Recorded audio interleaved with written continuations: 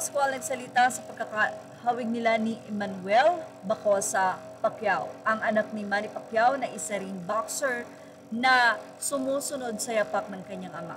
Marami kasi ang nagsabi matapos ma-interview ni Jessica Soho si Eman sa kanyang KMJS ay marami ang nag-comment at sinabing hawig ni Piolo Pascual at si Eman lalong-lalo na kapag ito ay naka-side view. Hindi naman maitatanggi na may mukha, ibig sabihin ay may kagwapuhan ang anak at may katangkaran ang anak ni former Senator Manny Pacquiao na si Eman.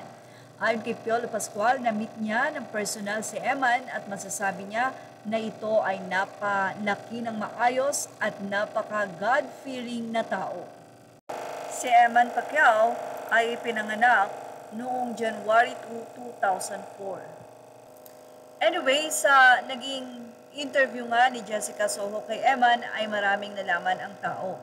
Ito ay ang pagbibigay ni former Senator Manny Pacquiao ng apelyido nito na Pacquiao upang mas makilala ito sa larangan ng boxing. Actually ngayon nga ay napakarami nang nagpapapicture kay Eman Bacosa ang ginagamit niya noon.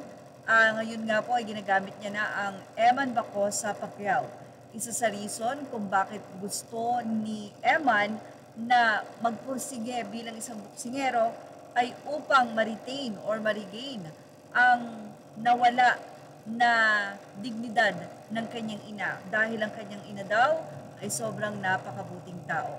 Isa sa dahilan kung bakit hindi na siya nag-push na dati ay kilalanin si Manny Pacquiao or kilalanin siya, ito'y para hindi na makagulo sapagkat alam niyang ito'y may pamilya. May kinuwento din before si Eman sa kanilang experience na nagpunta sila tila sa kaarawan ni former Senator Manny Pacquiao. Nag-antay sila sa labas pero hindi sila nalabas dahil mukhang walang alam ang kanyang ama na nandun sila. Pero all is well na nga ngayon. Meron na silang communication ng kanyang ama. Sa katunayan, mukhang nung teenager pa si Eman ay may komunikasyon na sila at tinutulungan na siya ngayon ni Manny Pacquiao na ang kanyang pagiging boksingero ay mapush nito at ang pangangailangan nito ay napoprovide. At ayon nga kay Eman, bumabawi ang kanyang ama na si Manny Pacquiao sa kanya ngayon. Ganun pa man, ibinahagi ni Eman ang kanyang napakasimpleng buhay sa probinsya. Ipinakita ni Eman sa Jessica Soho ang kanilang tahanan sa probinsya na kung saan ito ay tahanan ng kanyang stepfather. Ang stepfather na ni Eman ang tumayong ama sa kanya at syempre very supportive nga ito sa kanyang tinahak na career na boxing. Sinasamahan pa si Eman sa pag-train nito araw-araw sa kanilang probinsya. Ibinahagi niya ang kanyang bed na napakasimple lang at syempre masarap naman ang buhay probinsya. Si Eman ay mayroong kapatid sa kanyang stepdad na 6. Ang kanyang ina, isang pastora sa isang church at actually si Eman ay magaling na drummer, musician. Ayon din sa kanyang kapatid, napakabait ng kanilang kuya. At syempre napaka-bless ni Eman dahil meron siyang supportive na stepfather. Ayon pa nga sa stepfather niya, mahal na mahal ko si Eman at kahit buhay ko, ibibigay ko sa kanya. At ayon sa The Star Scoop, sinabi nga daw ni Jinky Pacquiao matapos malaman na may anak sa labas si Manny at nang ito ay dumalaw na kay Manny, sinabi ni Jinky na suportahan mo yan kasi anak mo siya.